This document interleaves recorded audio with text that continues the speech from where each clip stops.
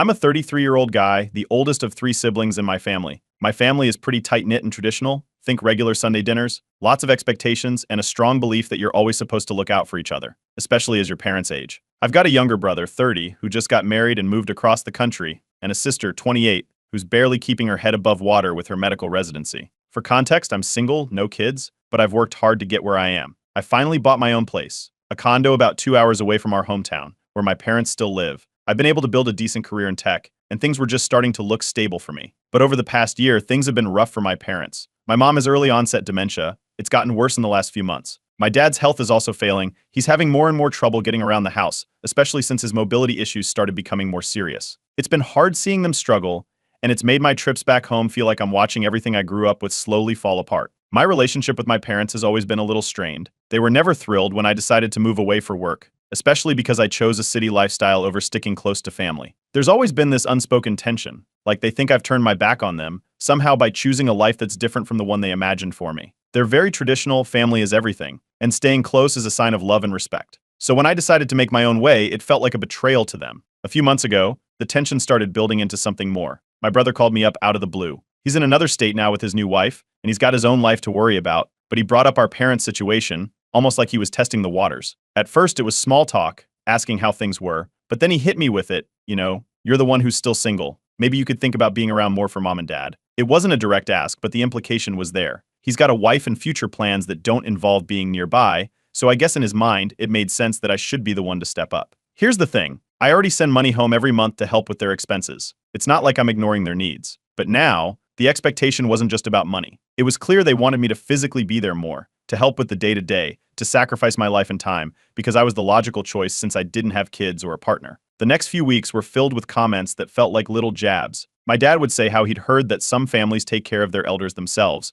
not through strangers, or my mom would get emotional about how lonely she felt. My brother and sister would chime in too, each time I'd visit or call. It's different for you, you're not tied down. Or you're the eldest, they need you more than us. They never directly said, move back home, but the message was clear enough. I tried to explain my side, how I'd worked so hard to get to where I am, how my job demands my full attention, and how I can't just drop everything. But every time I'd end up feeling like I was making excuses. It was like I was constantly defending myself for wanting a life that didn't revolve around being the primary caretaker. Things hit a boiling point after one particularly tough week at work. I had barely slept, and my brother called again, pushing me harder this time. It turned into a full-blown argument. He accused me of being selfish, of turning my back on the family when they needed me the most. I shot back, asking why he couldn't come back and help since he was the one who got the easier job with remote options. That only made things worse. He threw my decision to move away in my face, saying I was always the one who wanted to be independent and self-sufficient. I ended up hanging up, but the damage was done. After that call, my mom reached out to me, sounding fragile in a way that made my chest ache. She told me how much she missed having me around, how she wished she could see me more often. I could hear the tears in her voice, and it broke something in me. It's not like I don't care. I do. But the pressure was mounting, and I felt like I couldn't win, no matter what I did. The guilt started creeping in, even though I knew I couldn't just abandon my job or my life here. Sleepless nights followed. I'd lie in bed, staring at the ceiling, running through all the possible ways I could make things work. Move back temporarily? Take more trips home? I knew any decision I made would come with a cost, either to my own stability or to the relationship with my family. I felt like I was drowning in the weight of it all, not knowing which way to turn. I turned to Reddit, hoping for some clarity. I laid everything out, the pressure, the expectations, the resentment that was building between my siblings and me. I wanted to know if I was being selfish for not giving in, for wanting to keep the life I'd built. The responses came pouring in, and they were all over the place. Some people thought I was right to set boundaries, that my siblings should step up too. Others said that, as the eldest, it was my duty, that family should come first no matter what. And that's where things stand, stuck between a life I've worked so hard to build and a family that needs more than I feel I can give. I just don't know if there's a way out of this without losing something either way. Update 1. So, here's how things went down. After my first Reddit post, I thought maybe I could catch my breath, but my brother had other ideas. He pushed for a family Zoom call, one of those we need to talk setups. I knew it wasn't going to be just a casual chat. He wanted to lay everything out about our parents and their situation, and honestly, I knew this was going to turn into some kind of intervention. Sure enough, when the call started, it wasn't just him. My sister, who rarely has time for anything outside of her residency, was on too.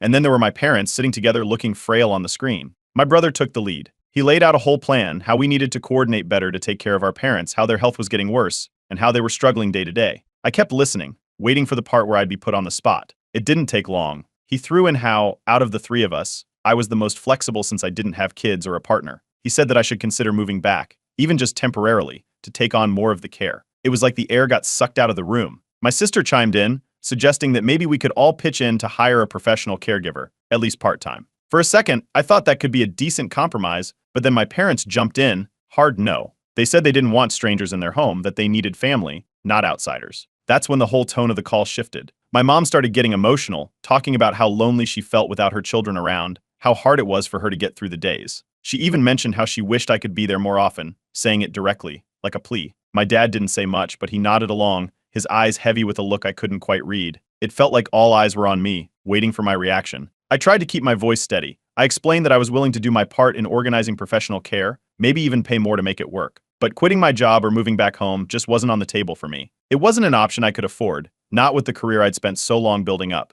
My brother didn't take it well. He threw in some comments about how I was abandoning the family, how I'd always taken the easy way out by choosing my own life over staying close to home. My sister was quieter, but she didn't defend me either. The call ended on a bad note, with my brother frustrated, my sister looking uncomfortable, and my parents' faces full of disappointment. As soon as I hit the end call button, it felt like the weight of the entire situation settled right on my chest. I broke down right there in front of my laptop, overwhelmed by everything they'd said and the pressure to choose between my life and my parents' needs. The next day at work, I couldn't focus. I kept replaying the call in my head, all the guilt-tripping and accusations. A coworker, who'd noticed me staring blankly at my screen, asked if I was okay. It caught me off guard, but she shared a bit about how she had gone through something similar with her own family. She gave me some advice, mostly about not letting the pressure crush me. It helped, but it didn't make the decisions any easier. That night, I decided to start looking into local care facilities near my parents' hometown. I spent hours digging through websites and making phone calls, but everything was either way too expensive or too far out from where my parents live.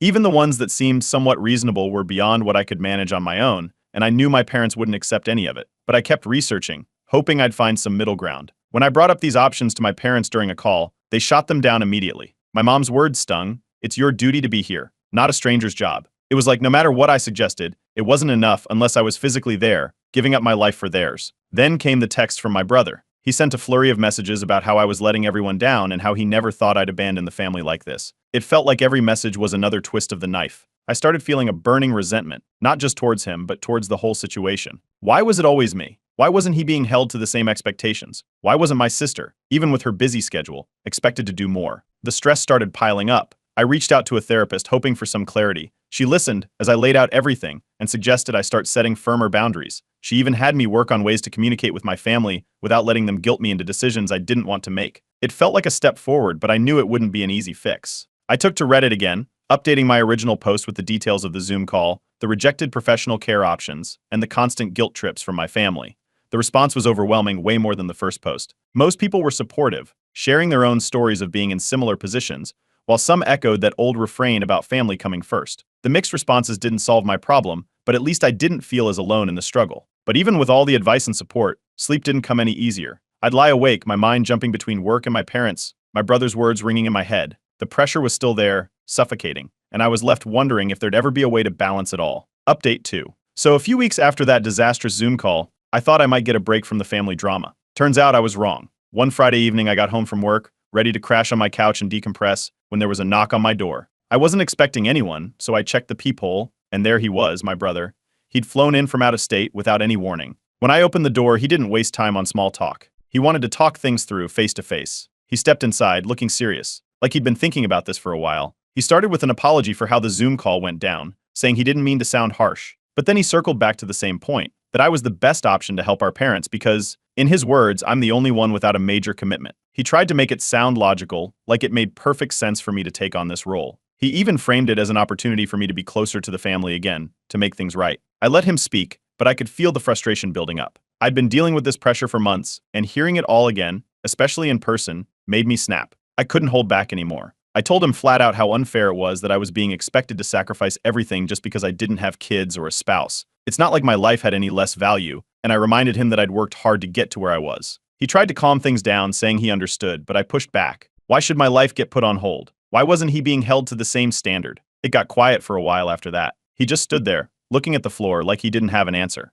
Then he finally admitted that he felt guilty for moving so far away, but he couldn't change his situation. He had a wife, they were starting a life together, and moving back wasn't in the cards for him. He said he'd hoped that maybe I'd be willing to do what he couldn't. It wasn't a great feeling, hearing him admit that, but at least he was being honest for once. But things didn't stay between us for long. Somehow, My parents found out about our conversation, probably from my brother. My mom called me the next morning, her voice cracking with emotion. She was upset that we were fighting instead of coming together to support the family. She kept talking about how this wasn't what she wanted, how she just wanted us all to get along and be there for each other. I brought this up to my therapist during our next session. She suggested that I write a letter to my parents, laying out my boundaries clearly and offering alternatives. It sounded like a decent plan, a way to communicate without another confrontation. I spent the weekend drafting the letter, explaining that while I couldn't move back, I was still willing to contribute financially even more than before to make sure they had the help they needed. I sent the letter, hoping it might bring some understanding. Instead, it only made things worse. A few days later, my mom called again, and this time she was furious. She accused me of trying to buy my way out of my responsibilities,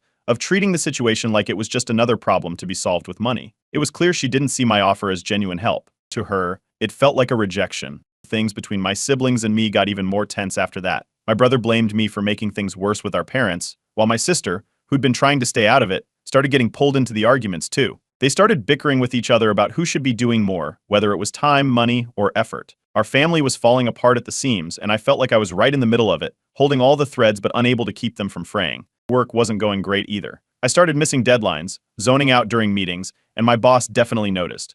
He pulled me aside a couple of times, hinting that my performance wasn't up to my usual standards. It was another weight on my shoulders, another thing to worry about, and I couldn't afford to slip up too much. My job was one of the few things I still had control over. With everything falling apart, I turned back to Reddit for some kind of outlet. I vented about how the Zoom call turned into an intervention, how my brother showed up unannounced, and how my parents completely rejected my attempts to help without moving back. The responses were as mixed as ever. Some people thought I was doing all I could, while others kept insisting that family should come first, no matter what. The comment section got pretty heated this time, with a lot of debates over whether I should have just given in and moved back or if my siblings should be stepping up more. Some even questioned if I was being stubborn just for the sake of it. It didn't give me any real answers, but it did remind me that there were others who'd faced similar struggles. It was a small comfort in a pretty dark time. Just when I thought I'd exhausted all my options, I got an email from a distant cousin I hadn't spoken to in years. She'd stumbled upon my Reddit post somehow, no clue how she found it, and reached out, offering to help find care options near my parents' hometown. She even suggested she could look into moving in with them temporarily to help out.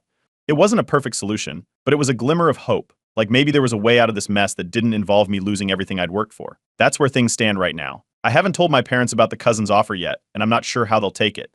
But at least it's something, a way to lighten the load, even if it's just a little. I'm hoping it might finally shift the conversation away from me being the only solution and give my family a chance to breathe. Fingers crossed it works. Update 3. After my cousin reached out, I decided to take a chance and let my parents know about her offer. I braced myself for their reaction, expecting another round of pushback. My cousin, who lives a few towns over, was willing to move in with my parents temporarily and help out while she looked into more long-term care options in the area. It wasn't a perfect solution, but I figured it was better than nothing. At first, my parents were skeptical. They didn't like the idea of my cousin moving in. She wasn't their own child, after all. My dad worried about how it might feel to rely on someone outside the immediate family. And my mom's biggest concern was that this wasn't the same as having me around. But eventually, after a lot of back and forth discussions and a few reassurances from my cousin, they agreed to at least meet with her and see how it went. The initial meeting was awkward. My cousin made the drive over and spent an afternoon with them, talking about how she could help around the house and support them while I stayed focused on my job. There were a few tense moments. My mom made a comment about how she wished I'd been the one there instead,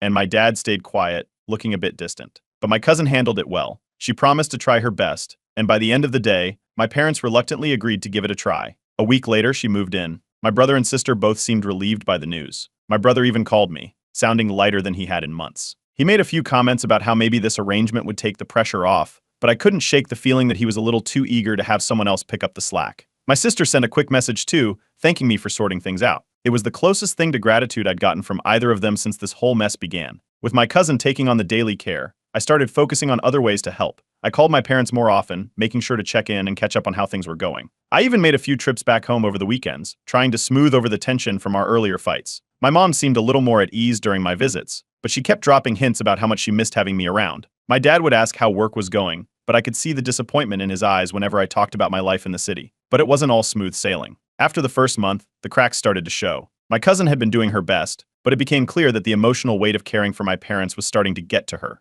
My mom's dementia made daily routines unpredictable, and my dad's mobility issues meant he needed constant help with basic tasks. My cousin called me one night, exhausted and overwhelmed, admitting that she wasn't sure how much longer she could keep it up without some extra help. Around the same time, my brother and sister began pulling back on their contributions. They assumed that with the cousin in place, their role in this was over. The financial help they'd been providing started dwindling. My brother said his new expenses were piling up with his growing family, and my sister claimed her residency was taking every spare cent she had. Suddenly, I was the one covering most of the expenses again, and it was starting to add up fast. It was like the whole plan had shifted back onto my shoulders, just in a different way. As if that wasn't enough, things on Reddit took a turn too. My latest update got a lot more attention than I expected, and not all of it was positive. Some users were supportive, saying that I'd found a creative way to help my parents without sacrificing my own life. But others were harsh, accusing me of dumping the responsibility on my cousin and not stepping up as the eldest. It was frustrating to read those comments, especially knowing how much I'd tried to balance everything. But I couldn't deny that some of them stung because they hit close to home.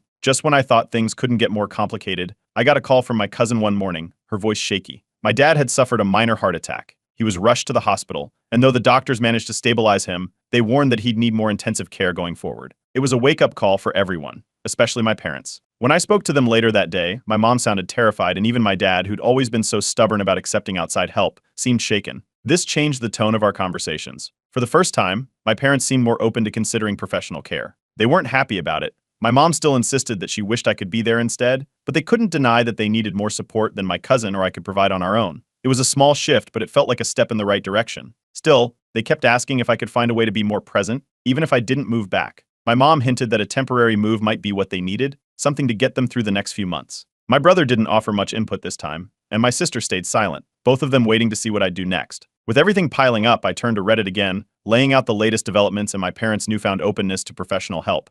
But I also shared my new dilemma, whether I should stick to my boundaries or consider a temporary move back. The responses poured in, just as mixed as before. Some people thought I should grab this chance to get my life back on track with the new arrangement, while others argued that a few months back home might make all the difference for my parents. Now, I'm stuck, trying to figure out what's next. I'm relieved that my cousin was there when my dad needed help, but I'm not sure how much longer she can manage on her own. And with the added strain on my finances, I feel like I'm being pulled in every direction. At least now, my parents are willing to discuss other options, but I can't shake the feeling that I'm still caught in the middle, trying to hold everything together. Update 4. After my last Reddit update, a lot of people suggested that a temporary move might be a decent compromise. It wasn't what I wanted to hear, but I couldn't ignore it. Maybe staying with my parents for a few months could buy some time to figure things out, give my cousin a break, help my parents adjust to professional care, and maybe ease some of the pressure between my siblings and me. Just as I was weighing those options, my parents called for another family meeting. I knew right away that it was going to be one of those conversations, the kind where they try to convince me to come back. I joined the call, dreading what was coming.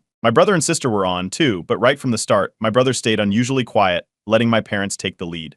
This time, the focus was on my dad's health scare. My mom didn't hold back. She talked about how they didn't know how much time they had left, especially with my dad's recent heart attack. She went on about wanting to make the most of whatever time they had together, dropping hints about how having family nearby was what they really needed. It was hard to listen to, and I could see my sister looking uncomfortable, but she didn't jump in to take any of the heat off me. It felt like I was the only one being asked to change my life, and I couldn't shake the feeling that my brother's silence meant he was okay with that. Like he was relieved that the focus wasn't on him anymore. I got through the call without making any promises, but the pressure was impossible to ignore. A few days later, I got an email that threw me for a loop. A job offer from a company abroad. It was an amazing opportunity, one that would mean a huge step up in my career. But the timing couldn't have been worse. Here I was, considering a temporary move back home, and suddenly, I had the chance to move even further away, to a place where I could truly focus on my future. It felt like the universe was playing some kind of twisted game with me. I mentioned the offer to a coworker who'd been following my situation. He didn't mince words, he asked me straight up what I really wanted. He reminded me that at the end of the day, it's my life and that I couldn't make everyone happy.